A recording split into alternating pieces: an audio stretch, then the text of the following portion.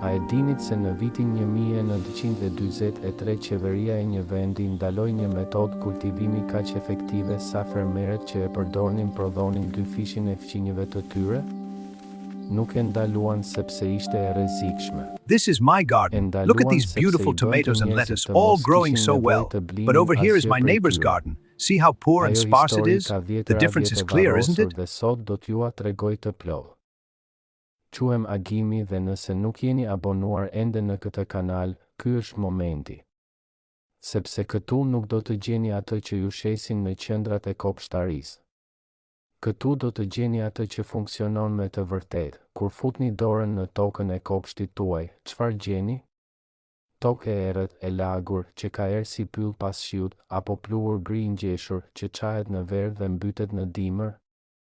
Nëse jeni si shumica e kopshtarëve me të cilët kam folur, e njihni shumë mirë atë lloj të dytë toke, atë që duket se ju reziston, që thith pleh pas pleh pa u përmirësuar me të vërtet, ajo që ju bën të mendoni se ndoshta problemi jeni ju. Por nuk jeni ju. Kur nuk ishit ju. Problemi është se askush nuk ju shpjegoi çfarë ka nevojë vërtet toka.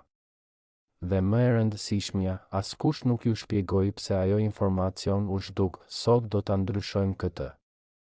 Do t'ju ndaj një formulë që kushton rreth 200 lekë dhe funksionon si një sinjal biologjik brenda tokës.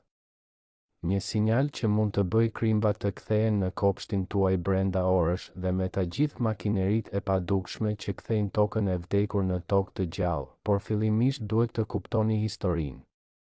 Qëndroni sepse ajo që vjen më pas ndryshon mënyrën si shikoni kopshtin përgjithmonë. Në vitin 1943, një agronom peruanas i quajtur Augusto Tarrillo vizitoi një komunitet fermerësh indigjen në rafshnaltën andine. Çfarë gjeti e la pa fjalë? Në parcela të vogla, me mjete të thjeshta dhe pa asnjë lëndë kimike, ata fermerë prodhonin korrje që të i kalonin në sasi dhe cilësi ato të fushave të modernizuara të luginës. Tarrillo kaloi 3 javë duke studiuar çfarë bënin dhe zbuloi diçka thjeshtuese të mashtruar. Ata fermerë nuk ushqenin bimët, ushqenin tokën me një përzierje të fermentuar ingredientësh që çdo kush mund t'i gjente në kuzhinën e vet. Rezultati ishte një tokë e errët, me shumë krimba dhe aktivitet mikrobik që prodhonte vetë. Stin pas stine, Tarrillo dokumentoi metodën dhe e botoi. Dhe këtu historia bëhet e pakëndshme. Atë vit të njëjtë, në presionin e interesave tregtare, importuesit e plerave sintetike, qeveria lëshoi një qarkore që klasifikonte disa metoda fermentimi organik si të pastandardizuara. Nuk ishte një ndalim formal, ishte diçka më efektive, zhdukje. Teknikët bujqësor ndaluan ta mësonin, librat e teksteve e hoqën dhe në 2 breza ai njohuri kaloi nga praktikë e zakonshme në anekdotë të gjyshërve. Pse ndodhi kjo? Ndiqni paratë. Pas luftës së dytë botërore, fabrikat që prodhonin nitrat amoni për shpërthyes kishin nevojë për një treg të ri. Bujqësia ishte përgjigja perfekte. Plehu nitrogjenos sintetik vinte i lirë, i paketuar, me udhëzime të thjeshta. Dhe me të vinin pesticidët, fungicidet, stimuluesit e rënjëve, një ekosistem i tërë produktesh të dizajnuara për të krijuar varësi. Logjika ishte e pamëshirshme.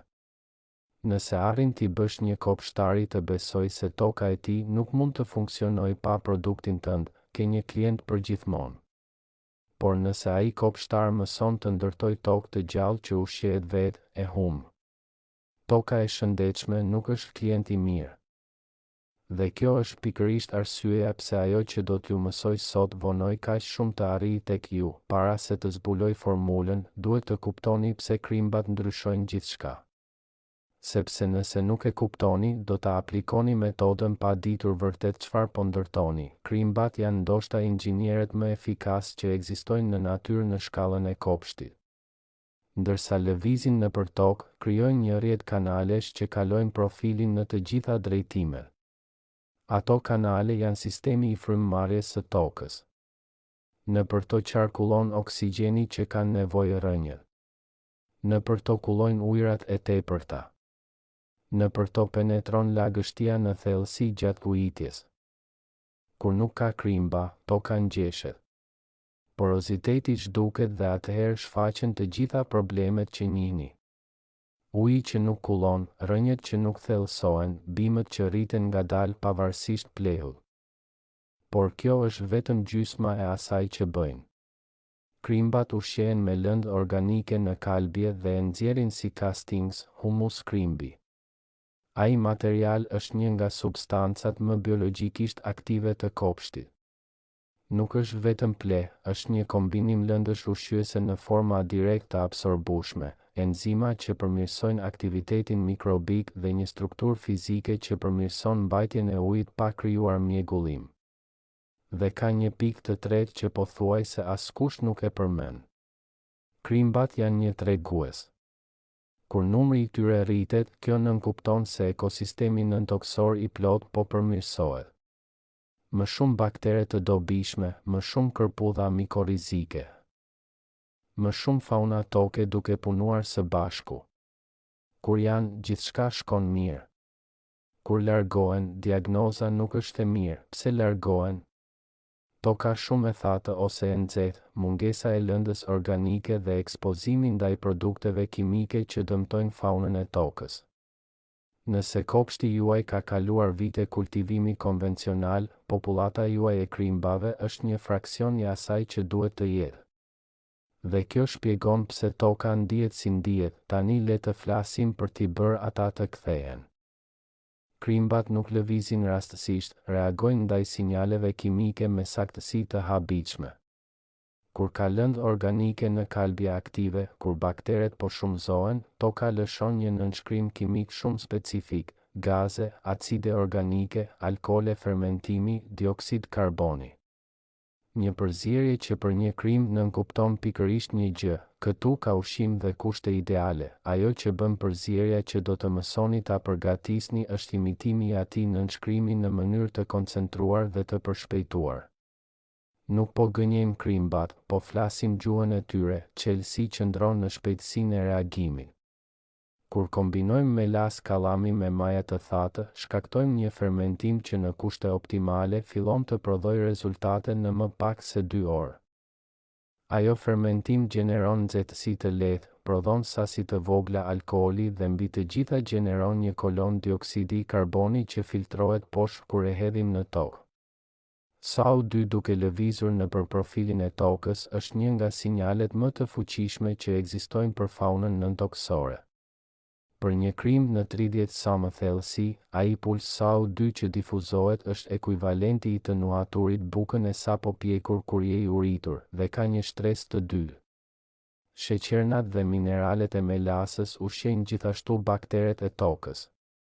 Kur kanë një festë karboni në dispozicion, shumëzohen me shpejtësi të jashtëzakonshme. Në pak orë, grimcat organike në zonën e trajtuar mbulohen me aktivitet mikrobik. Kjo jo vetëm që forcon sinjalin kimik, por bën që kur të arrijnë krimbat të gjejnë pikërisht çfarë prisnin. Ushqim real, jo vetëm një aromë, nuk po detyrojmë asgjë. Po aktivizojmë një sistem që ekziston tashmë dhe kishte nevojë vetëm për sinjalin e duhur për t'u zgjuar, tani formula. Kjo përzierje nuk kërkon pajisje të veçanta dhe kostoja totale nuk kalon 200 lekë, ndoshta keni gjysmën e ingredientëve në shtëpi, tani ju nevojitet një kovë e pastër 5 litra, hapi i parë është uji. Nëse përdorni ujë rubineti, mbushni kovën natën e mëparshme dhe lini pa kapak. Në 8 orë klori do të ketë avulluar. Ai detaj ka rëndësi sepse klori është dizajnuar të vrasë mikroorganizmat, gjë që është pikërisht e kundërta e asaj që duam. Temperatura ideale e ujit është midis 28 dhe 35 gradë. Shtoni një lugë çaji melas kallami të pasulfuruar për çdo litër uji. Melasa nuk është sheqer i zakonshëm, ruan mineralet origjinale të kallamit, hekur. Kalium, kalcium, magnez. Ato minerale e mbajnë fermentimin në mënyrë më të qëndrueshme se sheqeri i pastër. Kërkojeni në dyqane ushqimi natyror, shtoni një lugë çaji maja të thatë buke. Maja është motori i ndezjes. Në prani të sheqernave dhe temperaturës së duhur, zgjohet dhe fillon të fermentoj brenda minutave, duke gjeneruar SO2 dhe komponimet aromatike që duam në tokë. Shtoni gjysmë filxhani sheqer të kuq ose panela. Ky është karburant i shpejt për majan të startoj me forcë, opsionale. Një lugë çaj uthull molle të pafiltruar pasuron spektrin e sinjaleve kimike. Një grusht rrobull kafeje të përdorur sjell azot dhe aciditet që aktivizon disa baktere toke. Përzieni mirë gjithçka derisa të tretet plotësisht. Lini kovën në një vend të ngrohtë dhe me hije midis 1 dhe 2 orëve. Do ta dini kur është gati kur të shihni një shtresë fluskash të vogla që rinovohen vazhdimisht dhe të nuhatni një erë të thellë, toksore, pak të ëmbël dhe të fermentuar. Ajo erë është nënshkrimi kimik që po kërkojmë.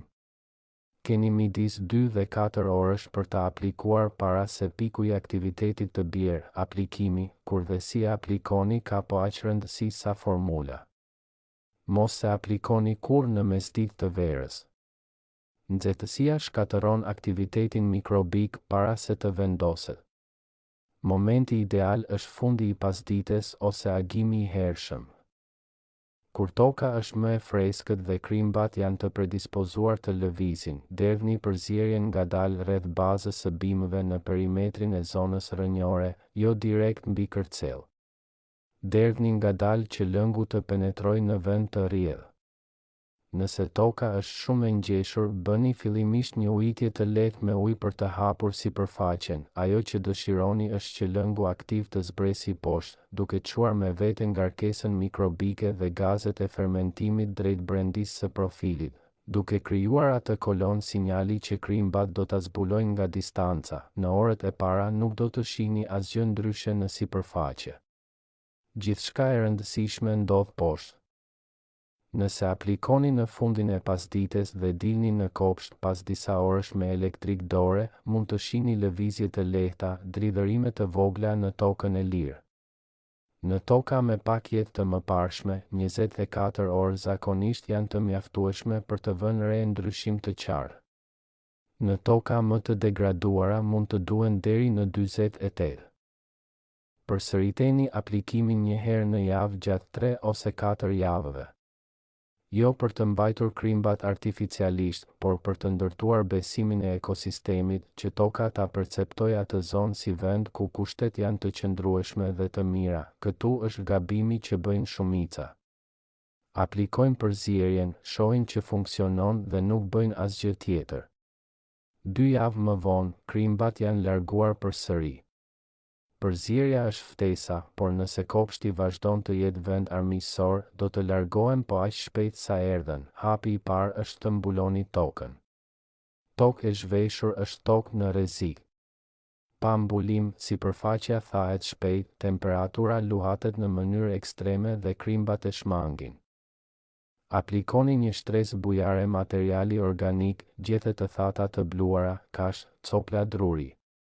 Ajo shtresë mban temperaturën e tokës të qëndrueshme, redukton avullimin dhe siguron ushqimin që krimbave u nevojitet të qëndrojnë. Hapi i dytë është të ndaloni frezimin.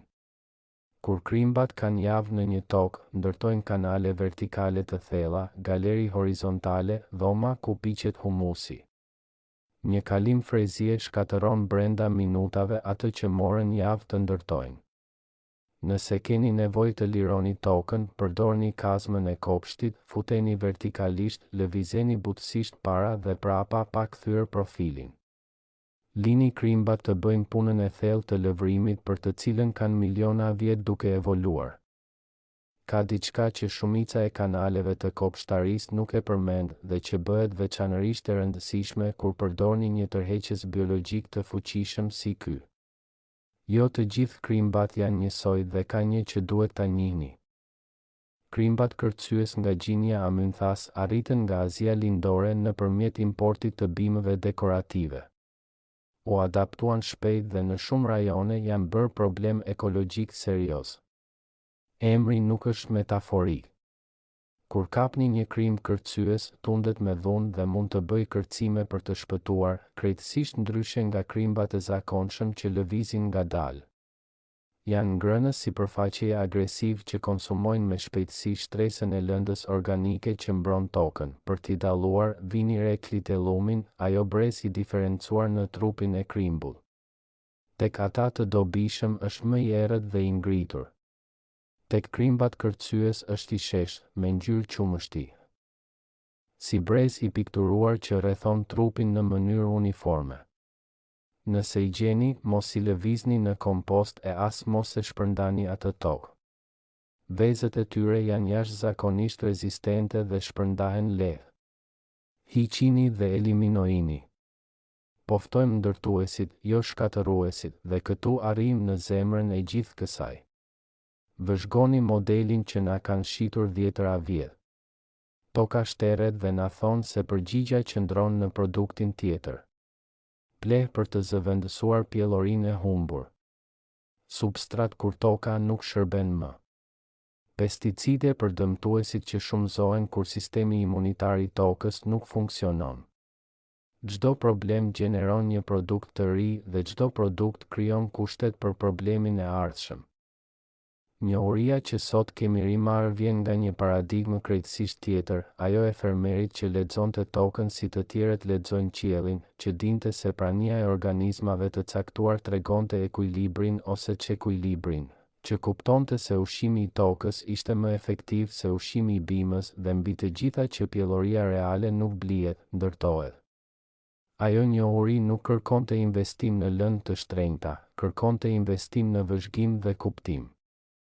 Dhe pasi u fitua, askush nuk mund t'ju amerte apo t'ju faturonte çdo stin. Kur toka e gjallë të konsolidohet në kopshtin tuaj, përfitimet shkojnë shumë përtej të parit krimbave. Një tokë biologjikisht aktive ruan lagështin më mirë gjatë thatësirës. Kullon me më shumë efikasitet në rreshje intensive. Amortizuon luhatjet e temperaturës që stresojnë rrënjët dhe ushqen bimët me një gamë të plot elementesh në format më biodisponibël. Perimet dhe frutat që rriten në atë tokë janë të ndryshme, në shije, në teksturë, në aftësi ruajtjeje pas korrjes. Kushto që ka provuar një domate të kultivuar në tokë të gjallë, kundrejt njërës nga tokë e shteruar, e di për çfarë po flas. Në këmbët tuaja, në këtë moment, ekziston një univers, një ekosistem i plot bakteresh, kërpudhash, krimbash dhe dhjetëra organizmave të tjerë që kanë miliona vjet duke përsosmëri aftësinë e kthimit të lëndës së vdekur në jetë të re. Dhjetëra vjet na thanë se ai botë ishte e parëndësishme. Ishin gabim. Ai botë nëntoksor nuk është i vdekur, është në gjumë dhe reagoi me shpejtësi të habitshme kur i jepni kushtet që i nevojiten të zgjohet. Me pak ingredient, një kovë ujë dhe disponibilitetin të vëzhgoni çfarë ndodh gjatë 24 orëve të ardhshme, mund të bëni hapin e parë drejt një kopshti që punon me ju në vend se kundër jush. Toka është ende atje, vazhdon të jetë e aftë. Pyetja është vetëm një, a do ta provoni këtë javë? Nëse kjo video ju hapi syt, jepni like, abonohuni dhe ndajeni me dikë që ka kohë të frustruar me kopshtin e tij. Shihemi në videon tjetër. Jam Agimi dhe kujdesuni mirë për tokën tuaj.